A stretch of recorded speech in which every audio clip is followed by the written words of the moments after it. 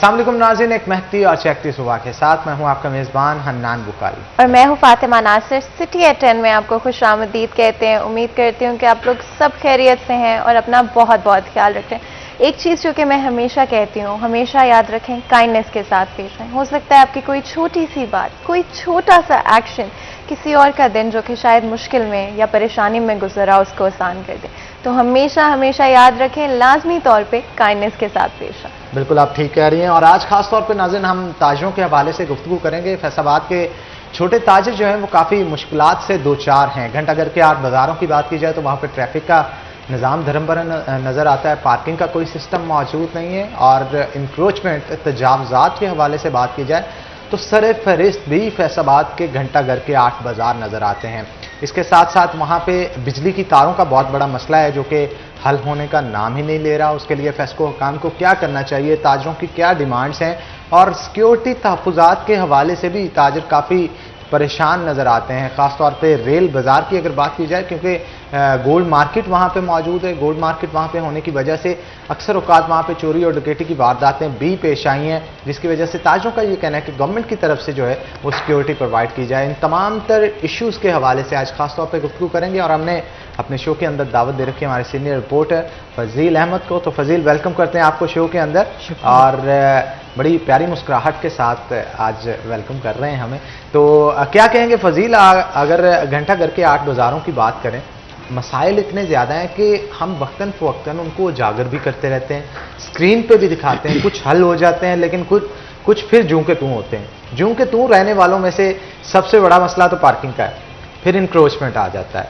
अब ये वाहद दो ऐसे मसले थे मेरे ख्याल जब से पाकिस्तान बना है, ये कोविड के दिनों में ही हल हुए। वैसे तो ये हल होते नज़र नहीं आ रहे थे, और उम्मीद की जा रही थी कि इंतज़ामिया इसमें कंसिस्टेंसी रखेगी। कोविड में जिस तरह से इसे अप्रोच करके उन्होंने संभाला, उसके बाद भी वैसे ही संभालेगी, लेकिन सूरत हाल इससे मुनफिद है। आने वाले दिनों में क्या सूरत हाल देख रहे हैं आप, कोई हल होती नज़र आ रही है? देखिए हनान, जो कोरोना वायरस के दिनों की आपने बात की है, उस वक्त 8 बाज़ारों के बाहर गेट लगा दिए गए थे। वो गेट से अंदर सिर्फ मुनासिब ट्रैफिक ही जा सकती थी। जो ख़ास तौर पर कपड़ा मार्केटें हैं या फिर दूसरी मार्केटें हैं, उनमें जो सामान लोडिंग या अनलोडिंग होनी होती थी, उसमें लोडर रक्शे सिर्फ उस वक्त जाते थे कि जब उन्होंने सामान लोड करना है, लोड करने के बाद बाहर आ जाते थे। उसके बाद अगर किसी ने सामान मंगवाया है तो अनलोड करना है, अनलोड करके बाहर। दूसरी जो गैर मामूली ट्रैफिक है वो अंदर नहीं जाने दी जाती थी। लेकिन ये मसला भी ताजरों ने ही उठाया कि देखें जी, गेट लगने की वजह से परेशानी है। अगर और वाकया भी उन्हीं दिनों में पेश आया कि एक दुकानदार को वहाँ पर करंट लग गया। किसी ने कहा कि उसे अटैक हुआ है, किसी ने कहा करंट लग गया है, तो एम्बुलेंस टाइम से नहीं जा सकी। वो उसकी वजह से जो वो बंदा था, दुकानदार था, उसकी डेथ हो गई। तो ताजरों ने फिर ये मसला उठाया कि जी गेटों को उखाड़ा जाए। वो कुछ इंतज़ामिया ने उखाड़ दिए, कुछ लोगों ने खुद ही उखाड़ के फेंक दिए। उसके बाद फिर वही मसाइल खड़े हो गए। अब मसाइल ज़्यादा हैं और वसाइल कम हैं। पार्किंग प्लाज़ा एक जो बाहर शुरू किया हुआ है वो कोतवाली स्कूल के साथ, वो जैसे शुरू किया था उसकी बुनियादें रखी, उसके बाद कोई काम उसका नहीं हो सका। अगर वो एक प्लाज़ा भी बन जाता है ना, तो उसको सिर्फ आप ये ना देखें कि एक बाज़ार की पार्किंग ही उसमें आ जाएगी, दूसरे बाज़ारों की पार्किंग भी कुछ हद तक उसमें समा सकती है अगर वो कंप्लीट हो जाता है। अच्छा फसील, एक और चीज़ जो हमने डिस्कस की थी शो के अंदर भी, और पहले भी इस हवाले से हम बात कर चुके हैं, और इवन ये जो स्ट्रैटेजी है पहले इस्तेमाल भी की जा चुकी है, जहाँ पे बाज़ारों का रास्ता रोक दिया जाए और उसके अंदर किसी भी तरह की ट्रैफिक को जाने की इजाज़त ही ना दी जाए। क्योंकि अगर किसी तरह से वसाइल और कोई इजाज़त नहीं दे रहे इस वक्त, ये एक चीज़ क्या आपको लगता है मुमकिन है, की जा सकती है, जहाँ पे रास्ता ही बंद कर दिया जाए? देखें, ये रास्ता बंद करने से कोई मसले का हल नहीं निकलेगा। रास्ता पहले भी बंद किया गया और शहर में रश बढ़ गया उसकी वजह से, क्योंकि लोगों ने तो मोटरसाइकिल फिर जहाँ पे जगह मिलनी है उधर लगा देनी है, और इसकी वजह से फिर माफिया जो है वो सरगर्म हो जाते हैं। उन दिनों में हनान को ज़्यादा पता है कि एक मोटरसाइकिल की पर्ची का 100 रुपये 1 घंटे के वसूल किए जाने लगे थे। वो फिर आ जाके नुकसान होता है आम लोगों का। दुकानदारों तो अपना जो मोटरसाइकिल या गाड़ी खड़ी करनी है वो दुकान के सामने ले जाएंगे या फिर इधर उधर खड़ी कर लेंगे। आम जो शहरी हैं वो किधर जाएंगे? वो गेट बंद किए गए, गेट के बाहर इतनी पार्किंग लग गई कि रोड जो मेन रोड है कचहरी वाला वो उस पर गुजरने की जगह नहीं थी। अच्छा ये फजील, तो हल बहुत नहीं। सारे लोग तो शुक्र भी अदा कर रहे हैं कि पार्किंग प्लाजा नहीं बन रहा, बड़ी तगड़ी दिहाड़ियां लग रही हैं उनकी। देखिए ये कुछ माफियाज हैं, वो आप ये सिर्फ अदारों के अंदर नहीं है, बाजारों के अंदर बैठे हैं, उनकी दुकानें भी नहीं हैं, यूनियन बनी हुई है, फट्टे लगाए हैं, यूनियन बना ली है और वो पार्किंग के पैसे भी ली जा रही, वो पर्ची नहीं देते। अच्छा, जो पार्किंग कंपनी ने बंदे खड़े किए हैं ना, वो भी बहुत सारे लोगों को पर्ची नहीं देते, वैसे पैसे पकड़ लेते हैं, वो खुद माफिया है। और इवन पार्किंग के कंपनी के जो एफएस पार्किंग के लोग हैं वो चोरियों में भी मुलव्वस रहे हैं, सीसीटीवीज भी मौसूल हुई। ये थाना रेल बाज़ार में ऐसे 2-3 वाक़यात आए हैं और बंदे भी पकड़े गए हैं। जो मोटरसाइकिल लेकर गए थे उन लोगों ने निशानदेही की कि ये जो बंदे खड़े हैं ये चोरी करवाते हैं हमारे साथ। अब देखें ना कि एक बंदे को एक जिम्मेदारी दी जाती है, अगर वो उस अपनी जिम्मेदारी में इन चीज़ों में मुलव्वस हो जाता है तो इसमें फिर पूरा अदारा जो है उसकी बदनामी होती है। और जो उस अदारे को चला रहा है उससे देखना चाहिए, पहले सबसे पहले बंदे का रिकॉर्ड चेक करे, रिकॉर्ड चेक करने के बाद उस बंदे को वो जिम्मेदारी दे। और इसमें ये जो हमारे दुकानदार या फिर जो लोग यूनियन बना के बैठे, उनको भी चाहिए कि वो अब जो साफ़ लोग हैं, शफाफ लोग हैं, उनको ये जिम्मेदारियां दी जाएं। अब आपने देखा होगा कचहरी बाज़ार का मसला, कभी कोई आके ज़िम्मेदार बन जाता है जी मैं पार्किंग चला रहा हूँ, कभी तीसरा बंदा, कभी पार्किंग वाले कहते हैं नहीं जी हमारा हक है हम चला रहे हैं। ये मामला क्या पुलिस या गवर्नमेंट के इदारों की तरफ से कोई मदद नहीं की जाती, क्या कोशिश नहीं की जाती कि इस तरह के जो काम है, जो इलीगल काम है, उनको रोका जाए? ये देखें, काम तो ये इंतज़ामिया का है। अगर आप इंतज़ामिया की बात करें ना, तो हमारे जो डीसी साहब हैं वो इस शहर के माई बाप हैं, उन्होंने सब कुछ करना है क्योंकि बड़े वही हैं इस शहर के, हर बंदा उनको जवाब दे। अभी कल ये लिस्टें जारी की गई हैं पंजाब हुकूमत की जानिब से कि ब्यूरोक्रेसी में फैसलाबाद सबसे आगे है। सबसे पहला नंबर फैसलाबाद की तहसील चक जुमरा के मोहम्मद हैदर हैं, उनका आया कि जी बहुत अच्छी उन्होंने बड़ा अच्छा काम किया। समुद्री है। फिर छठे नंबर पे एसी सिटी आए हैं, छठे नंबर पे एसी सिटी हमारे आए हैं और ये पूरा शहर कहता है कि जी वो बड़ा अच्छा काम करते हैं। अब काम अच्छा करके आम लोगों को भी दिखाएं, उनको सहूलियात दें कि जिन्होंने पार्किंग खरीदने के लिए चीज़ें आना है, पार्किंग उन्होंने करनी, गाड़ी उनकी खड़ी होनी है, मोटरसाइकिल उनकी खड़ी होनी। चोरी भी होती है तो किसी दुकानदार की मोटरसाइकिल चोरी नहीं हुई, आम शहरियों की मोटरसाइकिलें उधर से उठाई गई। नुकसान आ जाके आवाम का होता है, आवाम को सहूलत देनी है सिर्फ़ और सिर्फ अदारों ने, इंतज़ामिया ने, जो इस शहर का माई बाप है। तो उनको चाहिए कि वो ज़रा इन चीज़ों को भी समझें, मुतहरिक हों। जो प्लाज़ा बन रहा है उसके लिए फ़ंड्स अगर 13 अरब रुपए का फैसलाबाद के लिए ऐलान किया है वज़ीर आला ने, वज़ीर आज़म ने, तो वो फिर किधर लगाना है? आपने पार्किंग प्लाजा अगर नहीं बनवाने तो 13 अरब किधर खर्च करने हैं? आप एक प्लाजा तो कम से कम वो तमीर कर दें, उसको खड़ा कर दें, कुछ तो किसी को पता चले कि काम हो रहा है। जी पार्किंग का मसला पूरे पाकिस्तान में सबसे ज़्यादा फैसलाबाद का पार्किंग का मसला है, सिर्फ आप इसको नहीं हल कर पा रहे अभी तक। अच्छा, ये ताजों की जानिब से अक्सर कहा जाता है कि पुलिस की तरफ से रवैया नहीं ठीक रखा जाता। गुज़श्ता दिनों में ख्वाजा शाहिद रज़ा सिक्का के साथ भी पुलिस की जानिब से बदतमीज़ी के इल्ज़ामात जो हैं वो उन्होंने लगाए पुलिस के ऊपर, कितनी सदाकत है और वो मामला क्या है? देखें, वो मामलात ये थे कि उनका सब ऑफिस है जंग बाज़ार में, मुमताज़ खान सिटी का, और हर मुहर्रम के जो अयाम हैं उनके अंदर वो उनका ऑफिस खुला रहता है। वहाँ पर ड्यूटी पे जो अहलकार होते हैं वो उनको पानी या खाने पीने की दूसरी जो अशिया हैं वो फ्राहम करते हैं, सिर्फ़ और सिर्फ मुहर्रमुल हराम के एहतराम में, कि वो किसी को, अगर पुलिस वाले हैं वो ड्यूटी कर रहे हैं तो किसके लिए कर रहे हैं? आवाम के तहफ़्फ़ुज़ के लिए कर रहे हैं ना।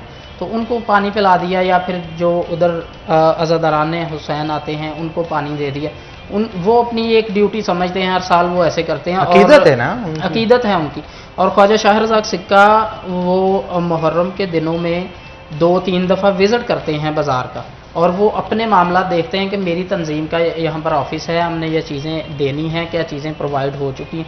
वो इसीलिए आए थे, और 2-4 लोग उनके साथ, जनरल सेक्रेटरी हैं उनके महमूद आलम जाट, या इधर उधर से नायब सदूर जो हैं वो उनके साथ थे। वो गाड़ी लगा के अंदर ऑफिस के गए हैं। उनका ये मौक़िफ़ है कि जी हमारी गाड़ी उधर से उठवा ली गई शाह रज़ाक सिक्का की। जब उन्होंने बाहर आके गाड़ी का पूछा तो सिक्का साहब की जानिब से ये इल्ज़ाम लगाया गया कि मेरे साथ पहले पुलिस एहलकारों ने बदतमीज़ी की है, उसके बाद एसपी लायलपुर टाउन की जानिब से बदतमीज़ी की गई। अब ये देखें कि ठीक है, वो भी अपनी ड्यूटी के फ़राइज़ अंजाम दे रहे थे, उनको भी चाहिए कि वो एक बुज़ुर्ग शहरी हैं और शहरी होने के साथ साथ वो ताजरों में एक नुमायाँ किरदार है उनका, शख्सियत वो जानी पहचानी है फैसलाबाद की। तो इन चीज़ों से थोड़ा अवॉइड करना चाहिए कि आप एक बुज़ुर्ग बंदे के साथ बदतमीज़ी कर रहे हैं। उसके बाद पूरे पाकिस्तान से ताजरों ने इस चीज़ की मजम्मत भी की, उनकी जानिब से अंजुमन ताजरान सिटी के पूरे प्लेटफार्म की जानिब से ये मुतालबा किया जाता रहा कि जी एसपी लायलपुर टाउन को हटाया जाए, क्योंकि वो हमारे कायद के साथ, उनको कायद समझते हैं फैसलाबाद के ताजर, कि हमारे कायद के साथ ये बदतमीज़ी हुई है। ये तो एक देखें, मैं भी ये समझता हूँ कि ऐसा नहीं होना चाहिए। ऑफिसर्स को भी ये समझना चाहिए कि एक अगर बंदा उसका मकाम समझते हुए उसके साथ पेश आना चाहिए। बिल्कुल। और फजील, जिस तरह फैसलाबाद की इंडस्ट्री ग्रो होती हुई नज़र आ रही है, क्या हमारी पॉलिसीज़, जो हमारी गवर्नमेंट है या जो हमारे इदारे हैं जो कि बहुत बड़ा कंट्रीब्यूशन करते हैं इस इंडस्ट्री के अंदर, और किस तरह से ये इंडस्ट्री जो है ग्रो करेगी और पॉजिटिव तरीके से करेगी या फिर नेगेटिव तरीके से करेगी, स्पेशली आम शहरी के लिए, क्या तैयार है हमारे इदारे? क्या हमारी जो पॉलिसीज़ हैं अप टू द मार्क हैं, जिस तरह से इंडस्ट्री की ग्रोथ हो रही है उसके हिसाब से? देखें, जो मनफी तरीक़ाकार होते हैं उसका फ़ायदा कभी भी नहीं होता, ये हर बंदा जो है वो समझ सकता है।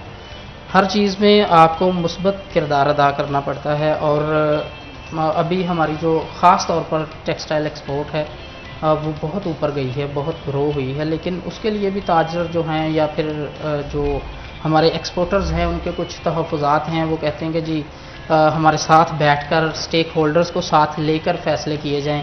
ख़ास तौर पर जो कॉमर्स की मिनिस्ट्री है, जब वो कोई भी फ़ैसला करे इंडस्ट्रीज़ के हवाले से या फिर इंटरनेशनल लेवल पे एक्सपोर्ट के हवाले से, तो जो एक्सपोर्टर्स हैं उनको लूप में लिया जाए, क्योंकि ज़्यादा उनको पता होता है। आम जो पॉलिसी मेकर्स होते हैं उनको चाहिए कि वो मशवरे लें इनसे कि हम ये करने जा रहे हैं, क्या ये हमारी इंडस्ट्री के लिए फ़ायदेमंद साबित होगा। तो जितने आप मुस्बत स्टेप्स लेंगे, पॉजिटिव स्टेप्स लेंगे, वो उतने ही हमारे इंडस्ट्री के लिए फ़ायदेमंद साबित होंगे। और हमारी टेक्सटाइल एक्सपोर्ट ही एक वाहिद ज़रिया है कि जिसके ज़रिए हम ज़्यादा ज़र मुबादला बाहर के ममालिक से पाकिस्तान में। बिल्कुल। फजील, एक और चीज़ जो कि मंजर आम पे आती हुई नज़र आ रही है कि लोकल जो ताजिर है, जो कि एक्सपोर्टर नहीं है बल्कि लोकली पाकिस्तान के अंदर बिजनेस करे, वो बहुत सफ़र कर रहा है। उस हवाले से क्या किया जाएगा इदारों की तरफ से? क्या लोकल जो सेलर्स हैं या बिजनेसमैन हैं, क्या उनकी जो मसाइल हैं या जो बढ़ती हुए तकलीफ उनको सामना करना पड़ रहा है, उनके लिए कुछ किया जाएगा? देखें, जो हमारे लोकल बिजनेसमैन हैं उनका सबसे बड़ा इशू ये है, आप पावरलूम सेक्टर की बात करें तो पावरलूम सेक्टर जो एक्सपोर्ट की मद में आता है, ये मौक़िफ़ है लोकल जो पावरलूम ऑनर्स हैं कि जी हमें बिजली महंगी दी जाती है और जो एक्सपोर्टर्स हैं उनको सस्ती दी जाती है। हालांकि जो अपने मुल्क के अंदर कपड़ा पैदा करके आम शहरी, ये जो मैंने सूट पहना है आम मार्केट से लिया ना, ये वही पावरलूम वाले जो बनाकर मार्केट में देते हैं। तो हमें भी ये हक है, हम शहरी हैं पाकिस्तान के, कि हमें भी फ़ायदा मिले। तो अगर उनको महंगी बिजली मिलेगी तो वो फिर कपड़ा महंगा, उसकी प्रोडक्शन जो है उस पर चार्जेस ज़्यादा लगेंगे, वो फिर उस हिसाब से मार्केट में भी रेट्स जो हैं वो ऊपर नीचे होते रहेंगे। ये पावरलूम मालकान जो लोकल पावरलूम ऑनर्स हैं उनका ये मौक़िफ़ है कि बिजली की जो कीमतें हैं जितनी एक्सपोर्टर्स को दी जाती हैं उतनी हमें दी जाए। ये एक लूम इंडस्ट्री के चेयरमैन हैं मिर्ज़ा शफीक, पीटीआई के भी वो ज़िले सदर हैं ट्रेड विंग के, लेकिन उनका भी ये मौक़िफ़ है कि जी ये हुकूमत का वो अच्छा फ़ैसला नहीं है कि वो एक्सपोर्टर्स को 12 रुपये या 13 रुपये फ़ी यूनिट देते हैं, तो हमें 22 रुपये, 23 रुपये, 18 रुपये, 17 रुपये फ़ी यूनिट दे रहे हैं। तो वो जब उनको महंगा यूनिट आप देंगे, बिजली पर चलनी है लोग, जब उनको महंगी मिलेगी तो वो फिर उनकी जो पैदावारी लागत है वो बढ़ेगी। इस वजह से उनको ये मुश्किलात हैं और ये उनके बताने के मुताबिक बिल्कुल उनकी जेन्युइन हैं प्रॉब्लम्स। इनको दूर करने के लिए अदारों को चाहिए कि वो उनका साथ दें। ख़ास तौर पर जो मिनिस्ट्री है तजारत की, उनको चाहिए कि छोटे ताजरों को भी साथ बैठाकर उनको उनके मसले हल करें। अगर आप इनके सनतकारों के मसाइल को देख लें, रिफ़ंड्स का इशू पिछले 3 साल से हल ही नहीं हुआ। अभी तक 30 अरब रुपए के जो रिफंड्स हैं वो हुकूमत के पास इफ पड़े आई एम हैं। करेक्ट तो एक्सपोर्टर्स को दे दिया गया है जो टैक्स रिफंड है, लेकिन लोकल जो बिजनेसमैन है उनको वापस नहीं किया गया। रिफंड्स अभी तक एक्सपोर्टर्स को भी पूरी तरह नहीं दिए अच्छा, गए। पूरी तरह से उनको भी हाँ नहीं जी, दिए गए। उनको भी नहीं दिए गए। जो लोकल हमारे ताजर हैं उनके तो रिफंड्स इतने बनते ही नहीं हैं। बिल्कुल, रिफंड्स के हवाले से मजीद भी गुफ्तगू करेंगे, लेकिन एक छोटी सी ब्रेक ले लेते हैं यहाँ पे। ब्रेक के लेंगे नाज़रीन, यहाँ पे एक छोटा सा ब्रेक के बाद दोबारा हाजिर होते हैं। कहीं मत जाइएगा, हमारे साथ रहिएगा।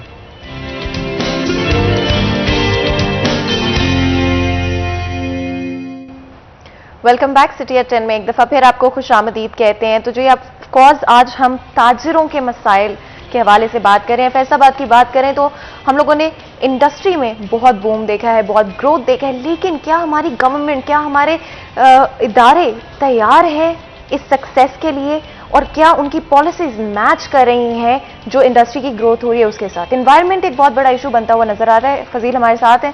फजील, जहां पे इंडस्ट्री ग्रो कर रही है एक तरफ, एनवायरनमेंट के हवाले से बात करें, माहौल के हवाले से बात करें, तो फैसलाबाद में पोल्यूशन ज्यादा से ज्यादा होता जा रहा है, चाहे वो जमीनी हो, चाहे वो पानी में हो, या फिर वो हवा के अंदर ही क्यों ना हो। किस तरह की पॉलिसीज जो है आगे चलते हुए बनाई जाएंगी टू मेक श्योर कि इंडस्ट्री का जो भी वेस्ट है उसको सही तरह से काउंटर भी किया जा रहा है और हमारी जो इन्वायरमेंट है फैसलाबाद की उसको प्रोटेक्ट किया जा रहा है? देखें, इंडस्ट्री जहाँ पर भी होगी वो माहौल को तो उसने ख़राब करना ही है, लेकिन उसके लिए आपको पहले से सद्देबाब करना होगा कि अगर फैसलाबाद एक टेक्सटाइल सिटी है तो ज़ाहिरी सी बात है वो फैक्ट्रीज़ यहाँ पर हैं, तो उसकी वजह से ही टेक्सटाइल प्रोड्यूस होता है ना यहाँ से। तो ये महकमा माहौलियात को चाहिए कि वो साथ मिलकर जो हमारे सनतकार हैं उनके साथ बैठें, उनको कहें कि आपका जो भी वेस्ट हो आप हमें बताते जाएं और टाइम से उसको किसी न किसी ठिकाने लगाया जाए। अब फैसलाबाद का मौसम पिछले सालों की निस्बत बहुत ज़्यादा चेंज हो गया। और कोविड के दिनों में हनान को याद होगा कि हमने एक रिपोर्ट भी चलाई थी जब तमाम जो फैक्ट्रीज़ हैं वो बंद कर दी गई थी, जब बहुत ज़्यादा केसेस सामने आ रहे थे फैसलाबाद में भी। तो तब एक रिपोर्ट जारी की गई थी कि पिछले जो फैक्ट्रीज़ जब जिन दिनों में चलती रही हैं तब की निस्बत और अब जो 8 या 10 दिन फैक्ट्रीज़ बंद रही हैं उसकी निस्बत फैसलाबाद का जो माहौल है वो काफ़ी बेहतर हो गया था। एनवायरमेंटल पोल्यूशन में बहुत कमी आई थी उसमें। तो अगर वो जो हमारा वेस्ट है फैक्ट्रीज़ का उसको टाइम से हम किसी जगह पे उसका सद्देबाब कर लें तो मैं समझता हूँ कि हम अपने माहौल को साफ़ सुथरा रख सकते हैं। और इसके लिए सिर्फ फैक्ट्रीज़ की ही वजह नहीं है, इसमें सबसे बड़ी जो वजह है वो हम खुद भी हैं। हम खुद भी हैं। ट्रैफिक पर मैं आने लगा हूँ।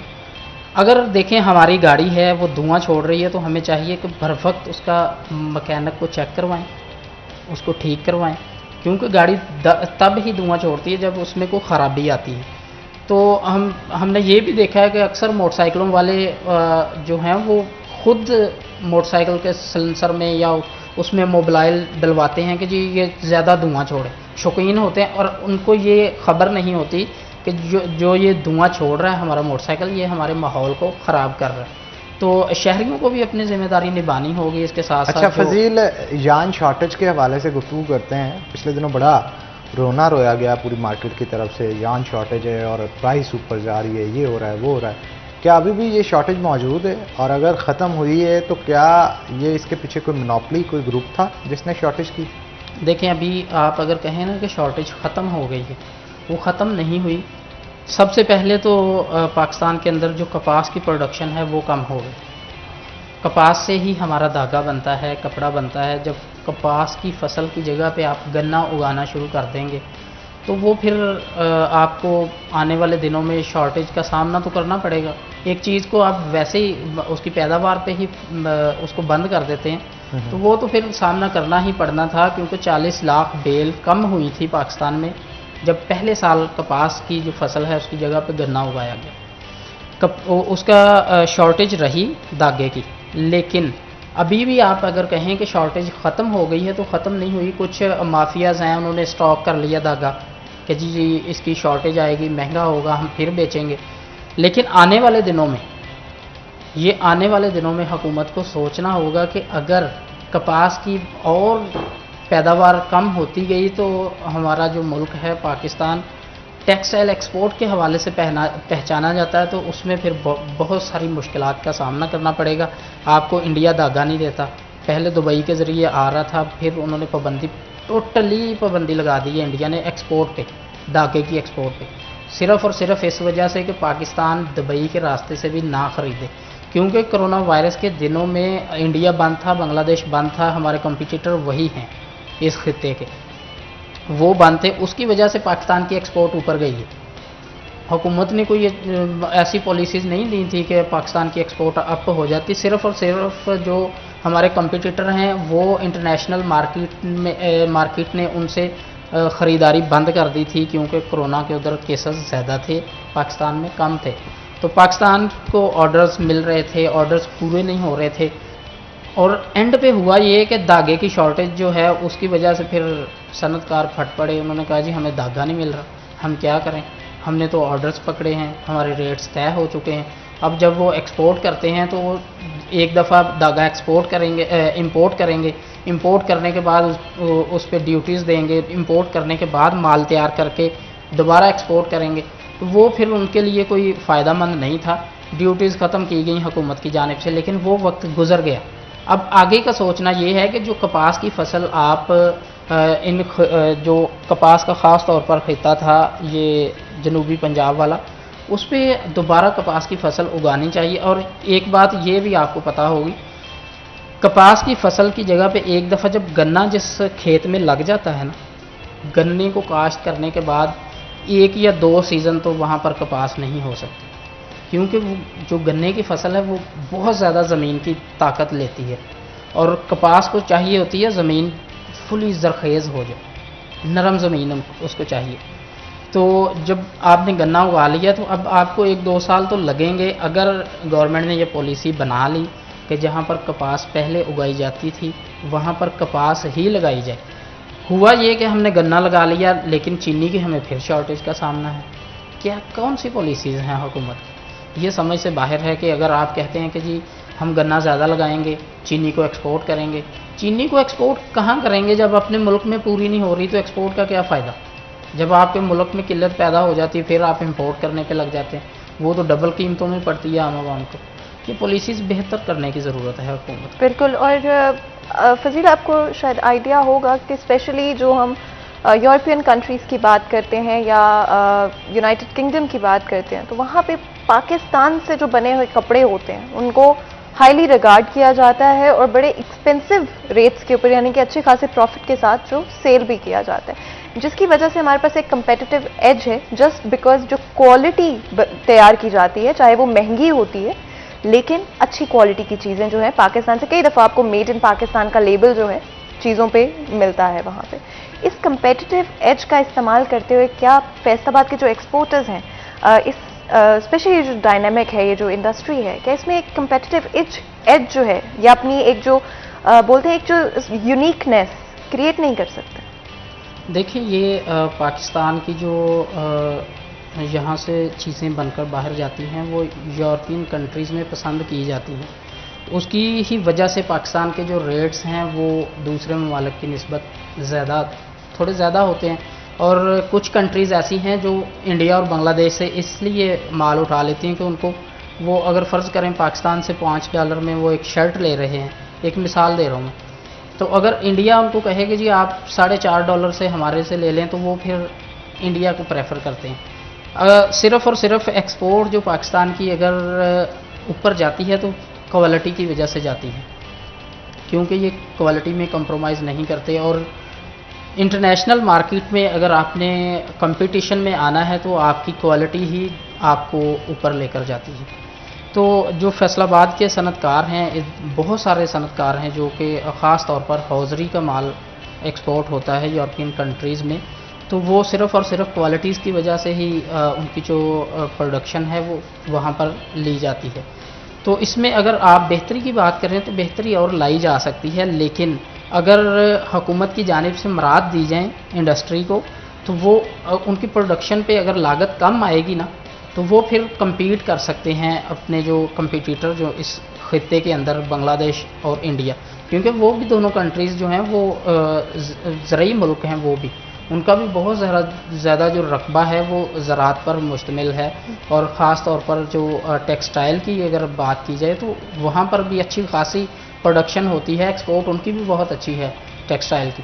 तो अगर आपने खित्ते में कम्पिटेट करना है तो आपकी हुकूमत को मराद देनी होंगी आपके जो सनतकार हैं उनको, ताकि वो इंटरनेशनल मार्केट में कम्पीट कर सकें अपने कम्पिटिटर्स को।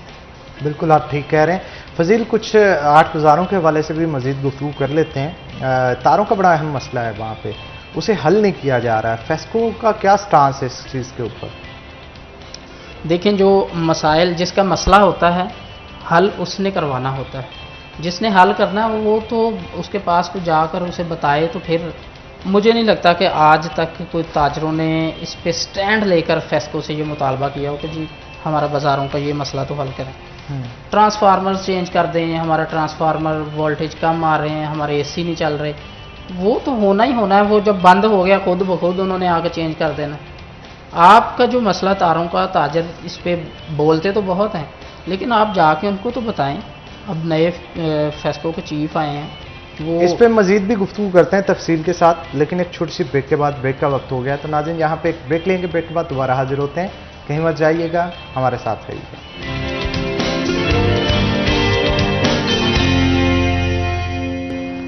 वेलकम बैक नाज़रीन, ब्रेक के बाद खुशामदीद। हमारे साथ फजील अहमद मौजूद है, मजीद गुफ्तगू उनके साथ करते हैं। फजील, क्या कहेंगे?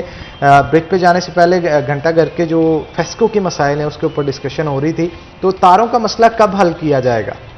देखें, ये ताजरों को चाहिए कि वो उनका ये एक जेन्युइन मसला है और इसकी वजह से नुकसान भी उठा चुके हैं। उन स्टैंड लें इस चीज़ पे, फेस्को के ऑफिस में जाके बैठें, अफसरान से मिलें, उनको बताएं कि जी आप आके विज़िट करें बाज़ारों का, वो शटरों के ऊपर से जो तारें गुजर रही हैं उनको देखें, चेक करें। वो किसी भी वक्त किसी बड़े हादसे का सबब बन सकती हैं। कई दफ़ा आग भी लगी है, लेकिन उन गलियों में गाड़ियाँ नहीं जाती। नुकसान हो चुका है वहाँ पर, लेकिन फिर वो एक दो दिन बोलते हैं, उसके बाद खामोश हो जाते हैं। असल में वजह यह है कि जिसका नुकसान होता है पता उसे होता है। ताजर सिर्फ उधर लीडर बन के आवाज़ उठा देते हैं, एक दो दिन बोल लेते हैं, उनको ये सियासत चमकाने का मौका मिल जाता है। आपको अगर आपका मसला वाकई है तो आप जाएं, अफसरान से मिलें, जाके उनके कहें जी हमारा मसला हल करें। ये तो मुझे भी पता है कि वो मसला बिल्कुल है, आग लग चुकी है, कपड़े की दुकानें जल चुकी हैं, नुकसान हो चुका है ताजरों का, लेकिन वो अगर खुद ही नहीं चाहते हल करवाना तो फिर क्या उस पर बात की जाए? क्या आहिस्ता आहिस्ता हमने ये भी देखा है कि जो आर्ट बाज़ारों में पहले ताजिर हुआ करते थे, जैसे उनका बिजनेस सिर्फ प्रॉफिटेबल होना शुरू होता है तो आम तौर पे वो अपनी जो दुकानें हैं या जो भी उनके वेयर हाउसेज हैं वो और जगहों पे जो है ख़रीद लेते हैं या वहाँ पे रेंट कर लेते हैं और वहाँ पे शिफ्ट हो जाते हैं, बजाय कि वहीं पर एक अच्छा ऑफिस बनाया जाए या जो भी उनको प्रॉफिट मिल रहा है या जिस तरह से भी तरक्की करें उसी जगह पर वो पैसे इन्वेस्ट भी किए जाए। इसके पीछे क्या वजह है कि क्या यही जो मसाइल हैं, जो मिस मैनेजमेंट है, इसी की वजह से ताजर प्रेफर करते हैं कि कहीं और मूव कर जाए? देखें, वजह ये नहीं है कि अब अगर किसी का कारोबार जिस जगह पे इस्टेब्लिश होता है वो उस जगह को छोड़ता नहीं। आपने जो वेयर हाउसेस की बात की है, वजह ये है कि वक्त के साथ साथ ज़रूरियात बढ़ती जा रही हैं, लोगों ने कारोबार अपने बढ़ा लिए, तो अब वो अगर एक मरला की दुकान है तो वो उधर माल नहीं रख सकते। एडवांस लोग माल लेकर ख़रीद के वो अपने पास रख लेते हैं कि आने वाले वक्त में रेट्स बढ़ जाएंगे तो हम बढ़ा के रेट बेचेंगे। वो इसलिए बाहर उनको शिफ्ट करने पड़ते हैं वेयर हाउसेस, वहाँ पर गोदाम बना के वो अपना माल स्टॉक करते हैं उधर। और इसकी वजह नहीं कि वो सहूलियात के फुकदान की वजह से यहाँ से निकल जाते हैं। अपना ये भी तो उनको डर लगता होगा कि कहीं आग लग गई, कहीं कोई बिजली की तारों की वजह से कोई नुकसान हो गया तो अगर उनके पास वेयर हाउसेज हैं, माल वहाँ पे पड़ा हुआ है, वो तो ख़राब हो जाएगा। नहीं, माल अगर किसी ने, वो जो कारोबारी लोग होते हैं वो इतने पागल नहीं होते, वो उन्होंने कोई ना कोई उसका सद्देबाब किया होता है, इसलिए ये माल वो गोदामों के अंदर रखते हैं।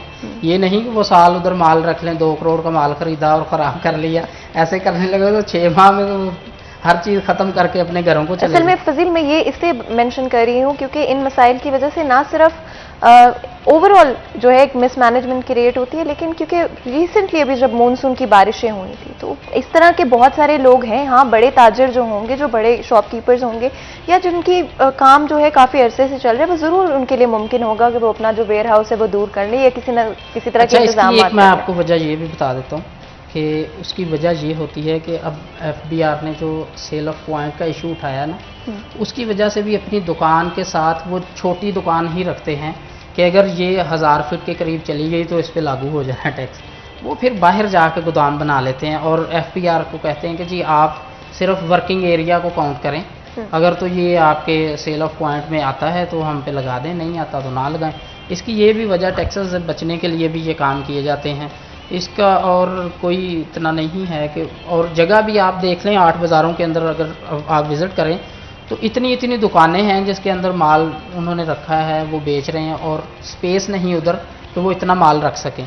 और जितनी दुकान के अंदर उनका माल है, होलसेल का ज़्यादा काम है इधर, वो तो 1-2 दिन में माल सेल हो जाता है, वो फिर अगले 2 दिनों के बाद दोबारा फिर गोदाम से उठाते हैं, ला के दुकान में रख देते हैं। बहुत सारे इसके बिल्कुल। मैं ऑनेस्टली जब मेरा अगर 8 बाज़ारों में जाना हुआ है तो मैं लाजमी तौर पे यही कहूँगी कि बहुत हार्ड वर्किंग जो है लोग हैं, एंड डेफिनेटली अगर सहूलियात बेहतर की जाए, अगर चीज़ों को बेहतर करने की कोशिश की जाए तो क्या नहीं मुमकिन है, आई थिंक। और उनके लिए आसानी पैदा हो जाएगी। काम तो हर कोई करता है, लेकिन आसानी से काम हो सके वही बेहतर होता है। इदारों के हवाले से बात करें तो ये मसाइल, जैसे कि बिल्कुल शुरू में भी हमने बात की कि अरसे से चले आ रहे हैं, मतलब ये कोई कल की बात नहीं है, ये परसों की बात नहीं। इदारों की बात करें तो क्या कोई रुकावट है, क्या कोई वजूहात है जिनकी वजह से, या सिर्फ मिसमैनेजमेंट की वजह से इन चीज़ों के बारे में जो है हवाले से कुछ किया नहीं जाता?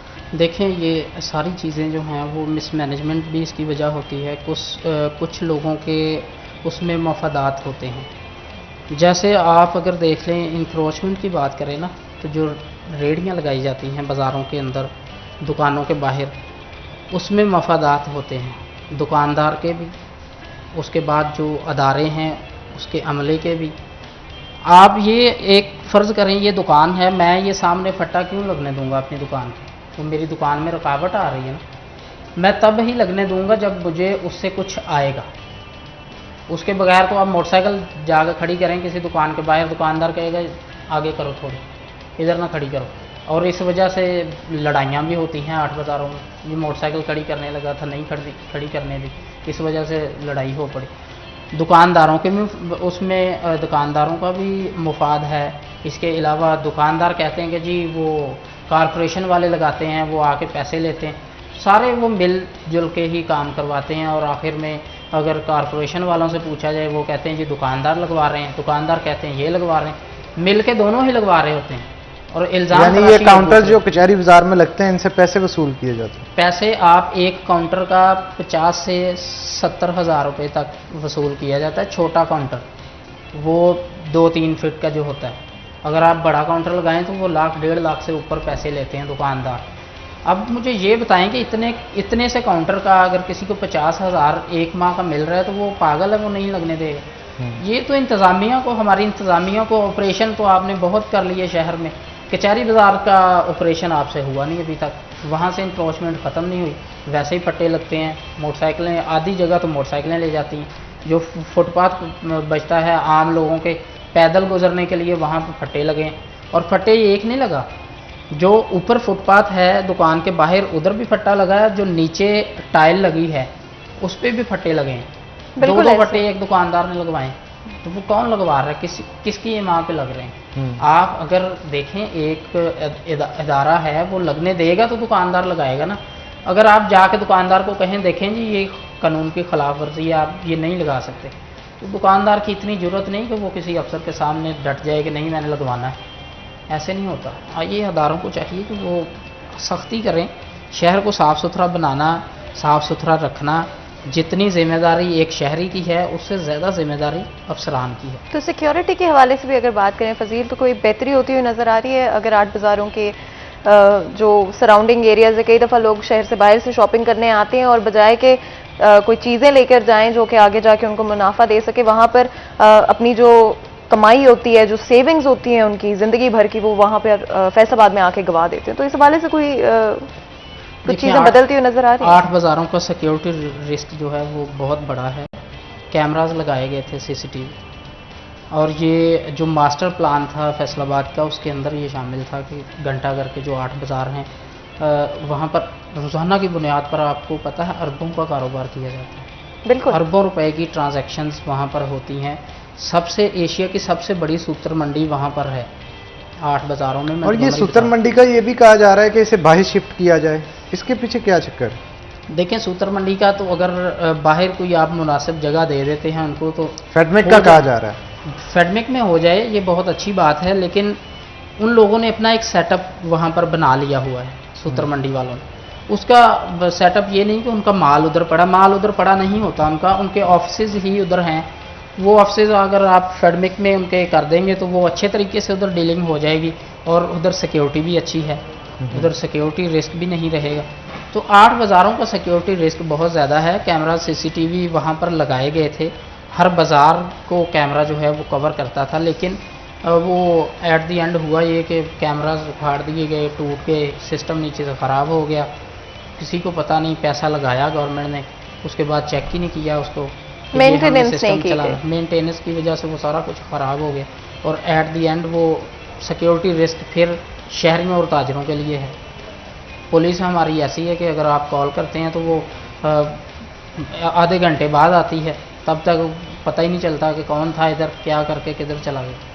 अगर आपके CCTV कैमरास चलते हों, आप उनको जो हमारे इंतज़ामिया के ऑफिसेज़ हैं, हमारे पुलिस के ऑफिसेज़ हैं, वहाँ से उनको मॉनिटर किया जाए, वो उन बंदा उधर बैठाएं, वो हर वक्त पूरे शहर की सिक्योरिटी को देखे। लेकिन जब आप एक दफ़ा किसी चीज़ को लगा देते हैं उसके बाद उसका ख्याल ही नहीं करते तो कैसे रहेगी फिर? घंटा घर के ऊपर लगे जो CCTV कैमरे सुने वो भी ख़राब हो चुके हैं, आज के नहीं, 2 साल से ख़राब हैं। उनका जो नीचे सिस्टम लगाया था ना, जो जहाँ से कैमरास वो चल रहे थे, मॉनिटरिंग सिस्टम उनका, वो भी सारा घंटा घर का आप दरवाज़ा खोल के देखिएगा, कोई चीज़ नहीं मिलेगी आपको। एक कंप्यूटर, एक LCD हो सकता है अभी भी वहाँ पर पड़ी हो, लेकिन बाकी सब कहाँ गया? बाकी किसी को पता नहीं। यही तो बात है ना, ये लाखों रुपए का सिस्टम इंस्टॉल किया गया और कौन ले गया, कहाँ गया? लाखों रुपए लगाए गए उस पर, पता ही नहीं को कौन ले गया, किधर गया, सारा सामान किसने उठाया। हम लाजमी तौर पे यहाँ पे मेंशन लाजमी तौर पे मैं DC और कमिश्नर साहब को करना चाहूँगा, जनाब इस वाक़े के नोटिस लें कि ये जो सिस्टम है आखिर कहाँ गया, और अगर गैर फाल है तो इसे फाल क्यों नहीं किया गया। तो बहुत शुक्रिया फजील आज के शो में आने के लिए। इसी के साथ नाज़रीन एक ब्रेक लेंगे, ब्रेक के बाद दोबारा हाजिर होंगे, कहीं मत जाइएगा, हमारे साथ रहिएगा।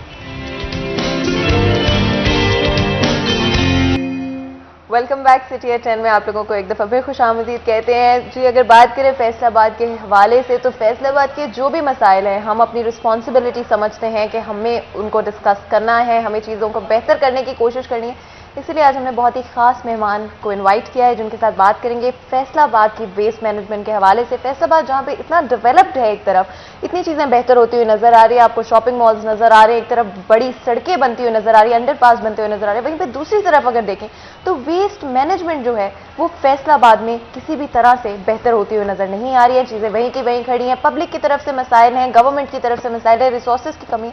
आखिर मसाइल कहाँ पर हैं और चीज़ें बेहतर किस तरह से हो सकती हैं? काशिफ रजा हमारे साथ मौजूद हैं, जो कि फैसलाबाद वेस्ट मैनेजमेंट के ऑफ कोर्स चेयरमैन है। मैं बात करना चाहूँगी इसी वाले से, थोड़ा सा बताइएगा कि करंट जो वेस्ट मैनेजमेंट की सिचुएशन है फैसलाबाद के अंदर, वो कहाँ पे स्टैंड करती है, और चीज़ें बेहतर हुई हैं या पिछले कुछ सालों के अंदर और बुरी होती हुई नजर आई? बिस्मिल्लाहिर्रहमानिर्रहीम। जब फैसलाबाद वेस्ट मैनेजमेंट कंपनी वजूद में आई थी 2013 में, उस वक़्त 47% कलेक्शन का लेवल था। तो अभी अल्हम्दुलिल्लाह with the passage of time government की ग्रांट्स जो ईयरली मिलती हैं उनसे, और कुछ फैसलाबाद वेस्ट मैनेजमेंट कंपनी ने अपने एसेट्स बढ़ाए, तो अभी हम 80% पे पहुंच गए हैं। तो मज़ीद 20% के लिए हमने गवर्नमेंट को रिक्वेस्ट की हुई है, और गवर्नमेंट की तरफ से अभी हमें कुछ ग्रांट्स मिलना शुरू भी हो गई हैं। कुछ रिसेंट पास्ट में हमें थोड़े से प्रॉब्लम आए थे रिसोर्सेज के, लेकिन अल्हम्दुलिल्लाह वो कवर हो गए। तो अभी इंशाल्लाह उम्मीद है कि नेक्स्ट आने वाले सालों में हम 100% कलेक्शन के ऊपर पहुंच जाएंगे।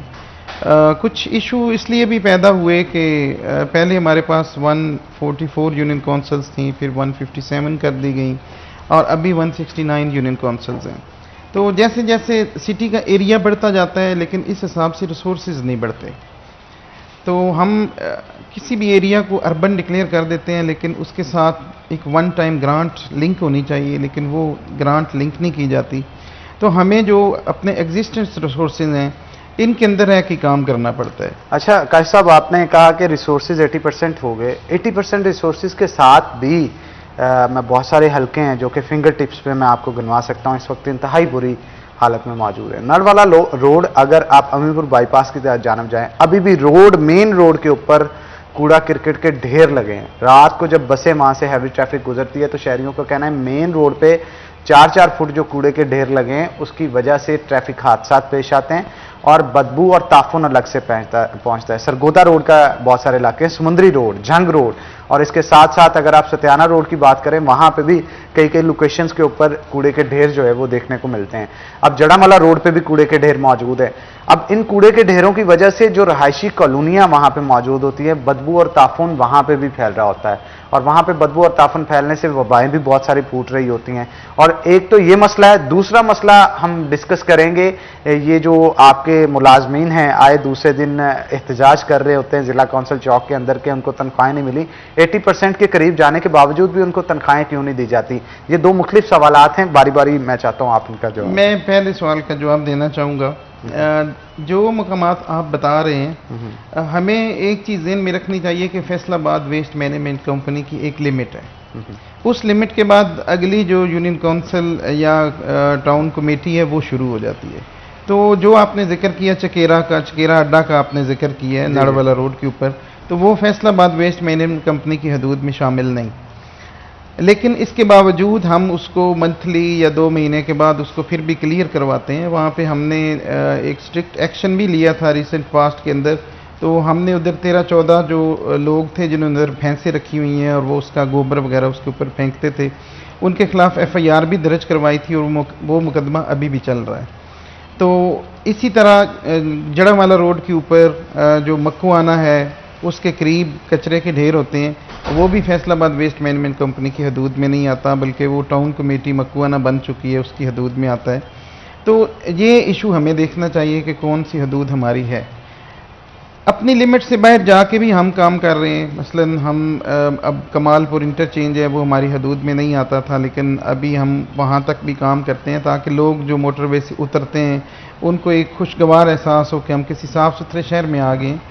अभी रिसेंटली जो डिलिमिटेशन हुई है और नई लोकल बॉडीज़ बनी हैं उनमें कुछ इलाकों को शामिल कर लिया गया है, लेकिन मैं वही बात कर रहा हूँ कि हमारे पास एग्जिस्टेंट रिसोर्सेज थे, रिसोर्सेज नहीं बढ़ाए गए, तो हमने अभी तक उनको टेकअप नहीं किया।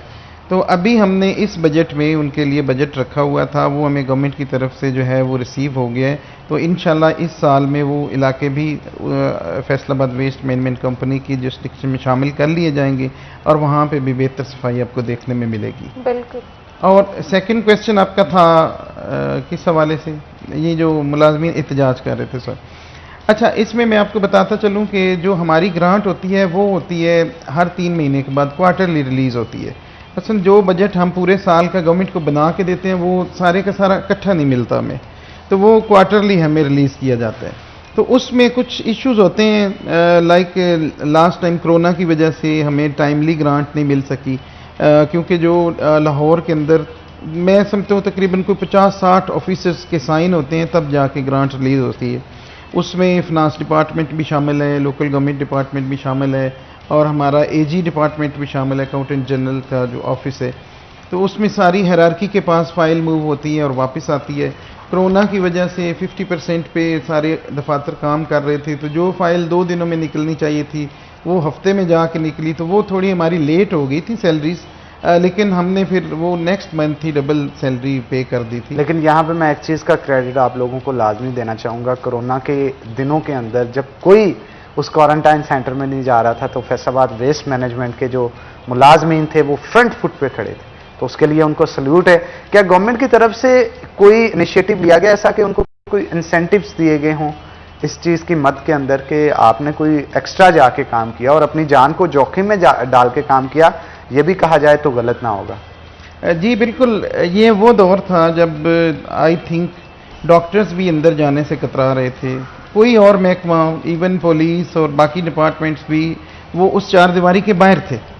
अंदर कोई भी नहीं जाता था। तो उस वक्त फैसलाबाद वेस्ट मैनेजमेंट कंपनी के जो लड़के थे वही सिर्फ उन्होंने अंदर क्वारंटीन सेंटर के अंदर ड्यूटी दी है, और सिर्फ सफाई नहीं की, उन्होंने बाकी भी वॉच एंड वार्ड भी था, मतलब अंदर मुख्तलिफ इकसाम के लोग थे, उनके साथ भी उनका लाइजान रखना, उनको मसरूफ़ रखना, उनकी ऑब्ज़र्व करना उनको कि उनकी एक्टिविटीज़ क्या है अंदर, और उनको खाना देना, ये सारे के सारे काम उन्होंने किए।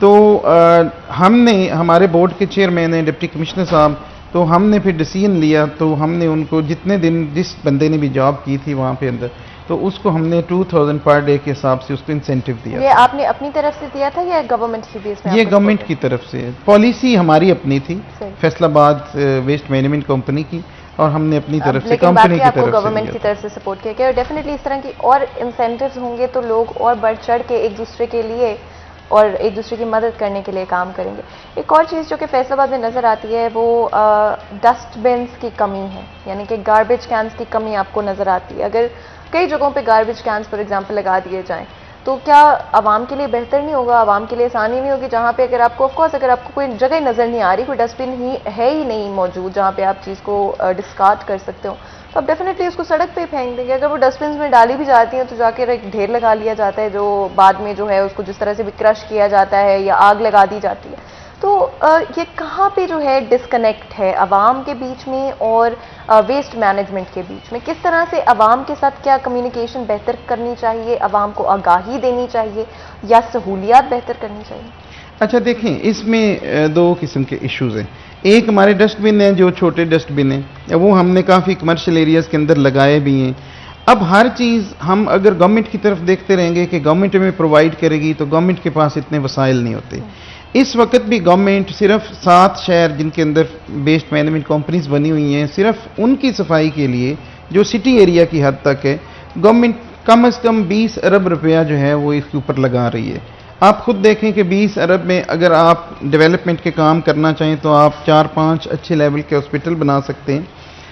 ये चीज़ें हमें अपने लेवल पे लेनी चाहिए। अगर हमने हर दुकानदार को डस्टबिन रख के देनी है, तो जो बंदे बिजनेस कर रहे हैं उनके मिलियंस का सामान अंदर पड़ा हुआ है, तो क्या वो 2-4 हज़ार रुपये की डस्टबिन अपनी दुकान के बाहर नहीं लगा सकते? अगर दुकान के बाहर लगा भी ली जाती है, उसके बाद का जो प्रोसीजर है मैं उस हवाले से भी बात करना चाहती हूँ। जी, इसमें हमने एक इनिशिएटिव लिया था, लेकिन वो अभी इब्तदाई मराइल में ही है। डी ग्राउंड के अंदर हमने एक इनिशिएटिव लिया था कि जितने भी दुकानदार हजरात हैं वो अपने दुकानों के बाहर एक सिंगल कलर की जो है वो डस्टबिन इंस्टॉल करें, तो हमारा अमला उसको रिमूव कर ले। हमारे अमले के लिए तो आसानी है। देखें, किसी भी तरक्की याफ्ता मालिक में आपने कभी झाड़ू देते हुए नहीं देखा होगा किसी भी हमारे स्वीपर को, लेकिन हमारे स्वीपर इतनी एनर्जी सुबह उठ के बेचारे इतनी लंबी किलोमीटरों के हिसाब से सड़कें, वहाँ पे उनके झाड़ू देते हुए इतनी जो है वो तवानाइयाँ ज़ाया हो जाती हैं। अच्छा, ये बताइएगा कि फैसलाबाद के अंदर रोज़ाना की बुनियाद पे कितने टन जो कूड़ा है वो जनरेट होता है, और फैसलाबाद वेस्ट मैनेजमेंट कंपनी के पास कितनी कैपेबिलिटी है कि वो कितने को गैदर करके डंप साइट तक ले जाते हैं? देखें, कूड़े की भी आगे 2 अक़साम हैं। एक हमारा म्यूनसिपल वेस्ट है और दूसरा हमारा जो है वो CND वेस्ट है, जो मलबा जिसको हम उर्फ़ आम में कहते हैं। तो ये तकरीबन 1600 टन के करीब डेली जनरेट होता है। एक आदमी तकरीबन आधा किलो कचरा रोज़ाना जनरेट करता है। तो फैसलाबाद वेस्ट मैनेजमेंट कंपनी इस प्लास्टिक वेस्ट कितना होता है इसमें देखिए, हम इसको ऑर्गेनिक और इनऑर्गेनिक के तौर पे देखते हैं। ऑर्गेनिक वेस्ट हमारा 55% है, इनऑर्गेनिक में प्लास्टिक भी है और बाकी चीज़ें भी हैं, लोहा भी है, इस तरह की चीज़ें, 45% वो 45% होता है और वो रीयूजेबल होता है, वो रीयूजेबल है और रिसाइकल किया जा सकता है। रिसाइकल करते हैं। और ये स्केंजेस वगैरह जो है, ये आपने अक्सर देखे होंगे कि ये कंटेनर्स के अंदर होते हैं, तो ये उठा के ले जाते हैं उसको। अच्छा, आपकी कैपेबिलिटी कितनी है? वो मैं वही बता रहा था कि जो जनरेशन है वो 1600 है, हमारी जो कैपेसिटी है उठाने की वो 1300 है। तो इसमें ये नहीं है कि वो बाकी 1300, इसमें ये भी नहीं है कि वो बाकी जो 300 है वो सड़कों के ऊपर रुलता रहता है, वो आपने कभी नहीं देखा होगा। वो ज़्यादातर प्लॉट्स के अंदर लोग डंप कर रहे होते हैं।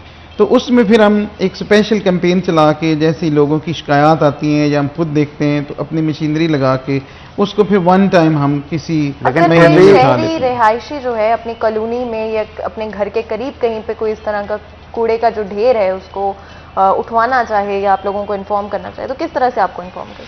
जी बिल्कुल, वैसे तो हम इस चीज़ को डिस्करेज करते हैं कि लोग पहले अपने घर के साथ कोई प्लाट होता है उसको भरते रहते हैं, और जब वो भर जाता है फिर उसके बाद कॉल्स करते हैं, जी डेंगू हो गया, हमें ये हो गया, कोरोना हो गया, तो आप इसको खाली करें। तो देखें, ये बात उस वक्त सोचनी चाहिए थी जब आप उस प्लाट को फिल कर रहे हैं कचरे के साथ, लेकिन उसके बावजूद हम जो है वो हाज़िर हैं। हमने जब इधर टेक ओवर किया था कंपनी ने फैसलाबाद में, उस वक्त तकरीबन 700 खाली प्लाट थे जो कचरे से भरे हुए थे, वो खाली करवाए थे।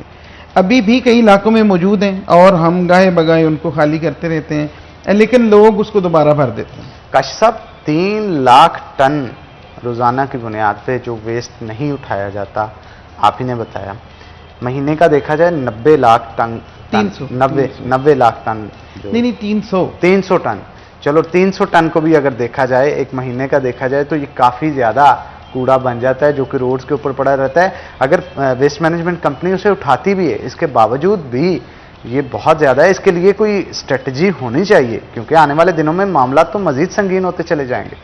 नहीं, इसमें ये नहीं है कि उनको उठाया नहीं जाता, वो मैं आपको अर्ज़ कर रहा हूँ कि वो जिस तरह लोग प्लाटों के अंदर फेंक रहे होते हैं तो उनके अंदर ही डंप करते रहते हैं। फिर हमारी कुछ स्पेशल कैंपेन्स चलती हैं, जैसे हफ्ता सफाई हम मनाते हैं, या किसी एक यूनियन काउंसिल के अंदर हम ज़ीरो वेस्ट ऑपरेशन शुरू कर देते हैं, तो उस दौरान में वो उठाया जाता है। तो इसमें मैं ये भी रिक्वेस्ट करना चाहता हूँ पब्लिक को भी कि वो जो डेजिग्नेटेड प्लेसेस हैं वहाँ पे कचरा फेंकें, वहाँ पे होगा तो ला मोहल्ला हमें उठाना पड़ेगा। फैसलाबाद के अंदर कौन सी ऐसी डेजिग्नेटेड प्लेसेस हैं जहाँ पे अगर फॉर एग्जांपल आपके घर से कूड़ा नहीं उठाया जा रहा, या किसी भी वजह से आपकी दुकान से, किसी कमर्शियल एरिया से कचरा नहीं उठाया जा रहा, या लेके कोई नहीं जा रहा, तो कौन सी ऐसी जगह हैं फैसलाबाद के अंदर जहाँ पे आप कूड़ा जो है फेंक सकते हैं और मसला नहीं होगा उससे, बल्कि कि आसानी पैदा होगी वेस्ट मैनेजमेंट? देखिए, हमारे तकरीबन 650 कंटेनर्स जो हैं वो पूरे शहर के अंदर इन प्लेस हैं। आप खुद सड़कों पे सफ़र करते हैं, आपको नज़र आते होंगे, उसमें कुछ बड़े हैं और कुछ उसमें छोटे हैं जो कंपैक्टर से हम खाली करते हैं, वही हमारी डेजिग्नेटेड प्लेसेस हैं। अगर आप उनके अंदर कचरा डालेंगे तो वो तो हमारे जैसे कंपैक्टर्स या डंपर्स आते हैं वो उठा के ले जाएंगे, वहाँ पे तो सवाल ही नहीं पैदा होता कि वो, क्योंकि एक दिन अगर वहाँ से कचरा रिमूव ना किया जाए तो फिर उसके साथ इकट्ठा होना शुरू हो जाता है। बिल्कुल, आप ठीक कह रहे हैं, इस पर मजीद गुफ्तगू करेंगे, लेकिन एक छोटी सी ब्रेक के बाद, क्योंकि ब्रेक का वक्त हो गया है। तो नाज़रीन, यहाँ पे लेंगे एक ब्रेक के बाद दोबारा हाजिर होते हैं। कहीं मत जाइएगा, हमारे साथ रहिएगा।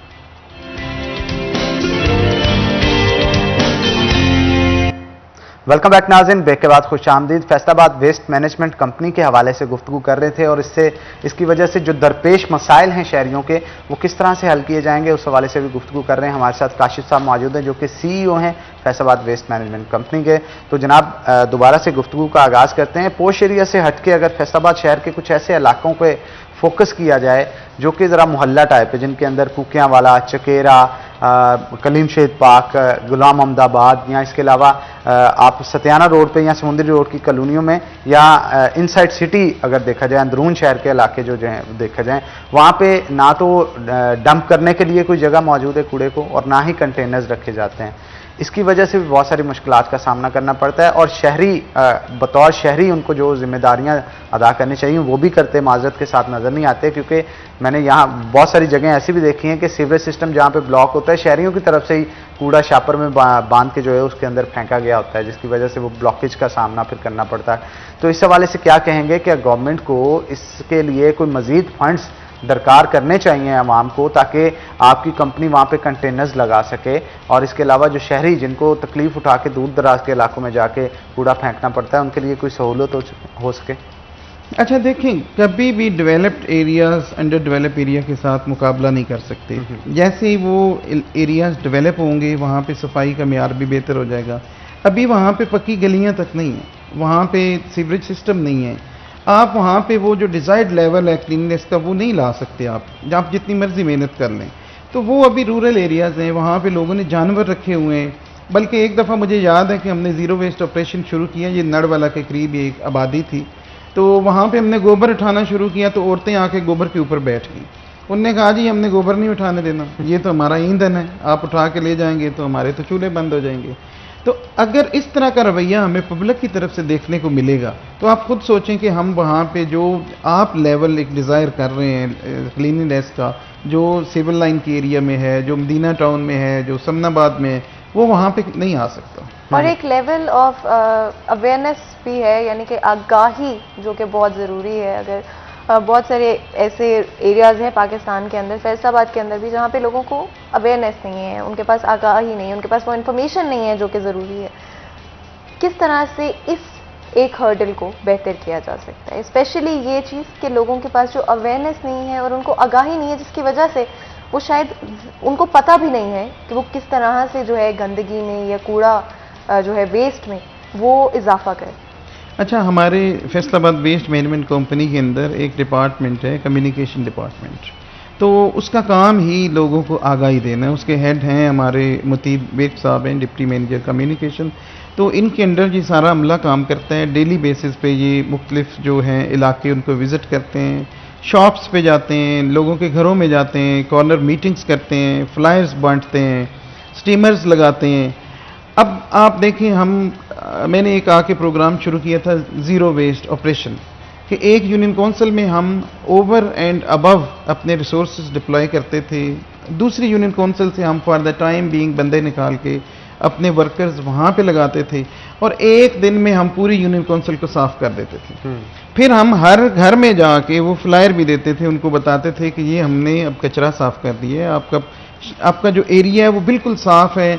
अब आपने डस्टबिन्स के थ्रू जो है वो कचरा बाहर रखना है या किसी शापर में बांध के रखना है। अब आपने लिटरिंग नहीं करनी, सड़कों पे गलियों में कचरा नहीं फेंकना।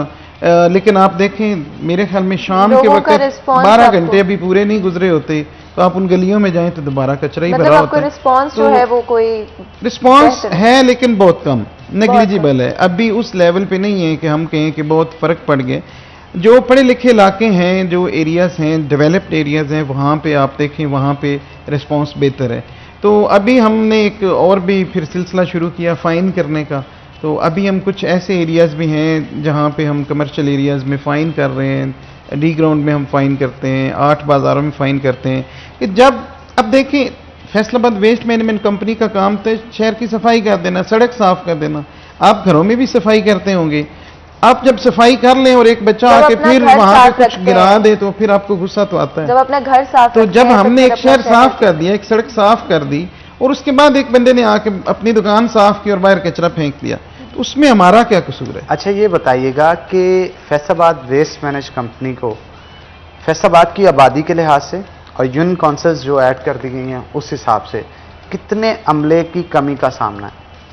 अभी देखिए, हमने अभी हमारे पास जो सफाई का अमला है वो है 4000, जबकि हमारी आबादी 35 लाख से तजावज़ कर चुकी है, जो सिटी एरिया की है। तो अभी हमने अपना केस बना के बोर्ड के आगे रखा, वो अंडर डिस्कशन है। उसमें हमने तकरीबन 200 वर्कर्स और मांगे हैं ताकि जो नए एरियाज ऐड हुए हैं उन यूनियन काउंसिल को भी शामिल किया जा सके। तो हमने एक लिमिट के अंदर ही बढ़ना है, अपने रिसोर्सेज के अंदर ही बढ़ना है। जितना बजट हमें गवर्नमेंट की तरफ से मिलता है उसी के अंदर ही हमने सफाई करनी है। तो इस कमी को पूरा पब्लिक कर सकती है। देखें, अगर पब्लिक लिटरिंग करना छोड़ दे, आप आज से एक तहिया कर लें कि आपने गली या मोहल्ले में कोई कचरा नहीं फेंकना, तो मेरे ख्याल में फैसलाबाद वेस्ट मैनेजमेंट कंपनी की ज़रूरत ही नहीं रहेगी। कितने डंप साइट्स हैं फैसलाबाद के अंदर? फैसलाबाद के अंदर एक ही डंप साइट है। अभी हमने एक केस बना के साइंटिफिक जो हमारी थी सेंट्री लैंडफिल साइट, उसके लिए भेजा था एडीपी में शामिल करने के लिए। एक दफ़ा एडीपी में शामिल हुआ भी था, तो कुछ नागुज़ीर वजूहात पे 2018 में उसको निकाल दिया गया। तो डंप साइट हमारे पास एक ही है, ओपन डंपिंग साइट है।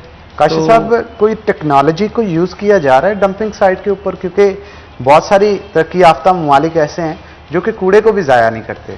एक तो रिसाइकिल का प्रोसेस और दूसरा वहाँ पे मीथेन बैग्स लगाए जाते हैं, क्योंकि जहाँ पे कूड़ा जमा होता है आपको भी पता है मीथेन गैस प्रोड्यूस हो रही होती है वहाँ पे, लेकिन उसे ज़ाया होने से की बजाय उसे बचाया जाता है और ईंधन के तौर पे इस्तेमाल किया जाता है। क्या कोई ऐसी स्ट्रेटजी या कोई साइंटिफिक टर्म्स आप यूज़ करना चाहते हो या किसी एक्सपर्ट्स को इसके अंदर आपने शामिल किया हो? कोई ऐसे प्रोजेक्ट के ऊपर भी काम हो रहा है? देखिए, ये जितने प्रोजेक्ट हैं इनकी बेस जो है वो सेंट्री लैंडफिल साइट है। जब तक वो लैंडफिल साइट नहीं बनेगी तब तक हम इस तरह का कोई काम नहीं कर सकते। ना उसमें से मीथेन निकाल सकते हैं, ना उसकी कंपोस्टिंग कर सकते हैं, कोई भी ऐसा काम नहीं हो सकता। करंटली किस तरह से हैंडल किया जाता है? करंटली ओपन डंपिंग हो रही है, जैसे पुराने ज़माने में होती थी ऐसे ही हो रही है। अभी हमने गवर्नमेंट को फिर लेटर लिखे हैं कि हमें सेंट्री लैंडफिल साइट की अशद ज़रूरत है।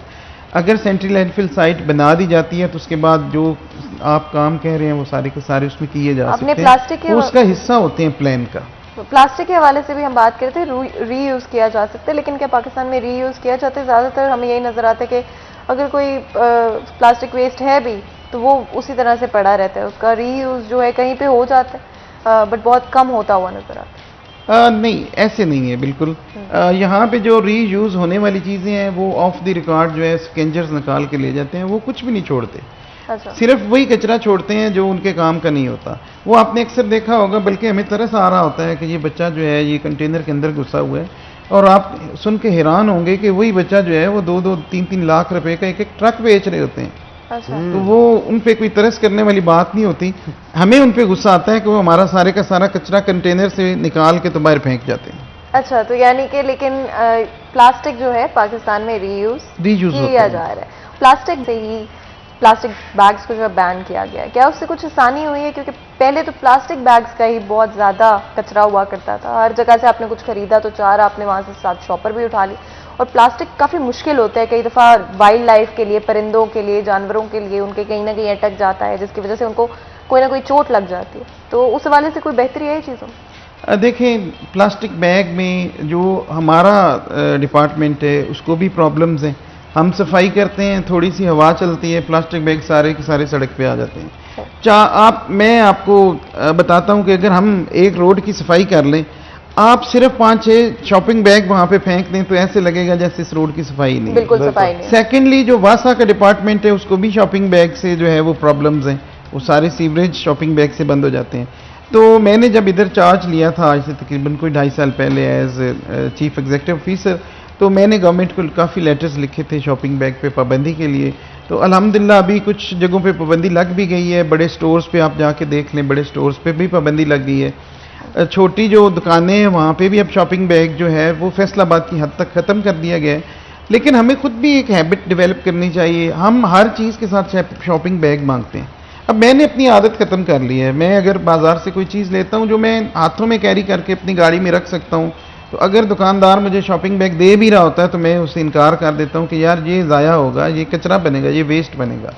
तो हमें इनफरादी तौर पे भी इसके अंदर ये जो अब रिप्लेसमेंट बैग्स जो कि ऑफकोर्स आपको अगर पैसे देने पड़ते हैं, खरीदना पड़ता है 5, 10 या 15 रुपए का, तो बहुत सारे लोग जो हैं उस वजह से वो अवॉइड कर जाते हैं। अगर उनको पता नहीं भी पता कि कितना जो है बेहतर है एनवायरनमेंट के लिए, तो क्योंकि 15 रुपए बचाने होते हैं तो उसलिए वो नहीं खरीदते।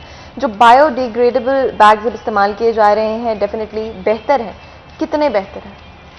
देखिए, बायोडिग्रेडेबल बैग्स जो हैं वो इस हद तक तो बेहतर हैं कि वो डिज़ाल्व हो जाते हैं। मतलब जब अभी हम जो है वो हमने ईद के मौके पे बायोडिग्रेडेबल बैग्स जो है वो तकसीम किए, तो वो हमने यूज़ किए और अपनी ट्रेंचेस के अंदर दबाए। उसका ये है कि वो चंद महीनों के अंदर ख़त्म हो जाते हैं। लेकिन जो दूसरे शॉपिंग बैग्स हैं वो 50 साल भी पड़े रहे तो वो ख़त्म नहीं होते। एक अंदाज़ के साथ जो चीज़ें तैयार की जाती हैं, 500 साल लाइफ है। पॉलीथीन के साथ जो चीज़ें तैयार की जाती हैं, इवन वो आपकी डंप साइड के अंदर, ज़मीन के अंदर भी धंसे हो, तो जब दोबारा ज़मीन खोदी जाती है तो उसी तरह का उसी तरह मौजूद होता है। मैं आपको बताता हूँ कि ये लास्ट जब ईद गुजरी है तो इसके ऊपर हमने ट्रेंचेस बनाई थी अपनी आलाइशों को दबाने के लिए। तो वो हम काफ़ी 15-20 फुट नीचे तक चले गए। तो जो आज से 50 साल पहले वहाँ पे दबाए गए थे शॉपिंग बैग, वो एज इट इज़ वहाँ से निकले। तो आप खुद अंदाज़ा लगा लें कि 50 साल में भी उनको कुछ भी नहीं होता। बिल्कुल, आप ठीक कह रहे हैं। तो बहुत शुक्रिया जनाब, आज के शो में आने के लिए। बड़ी ज़बरदस्त डिस्कशन रही, आपके कीमती वक्त का बहुत शुक्रिया। इसी के साथ नाज़रीन, आज के प्रोग्राम से अपने मेज़बान हन्नान बुखारी और फातिमा नासिर को इजाज़त दें। अपना बहुत बहुत ख्याल रखें। हम मिलेंगे आपसे अगली दफ़ा। तब तक के लिए अल्लाह हाफ़िज़। अल्लाह हाफ़िज़।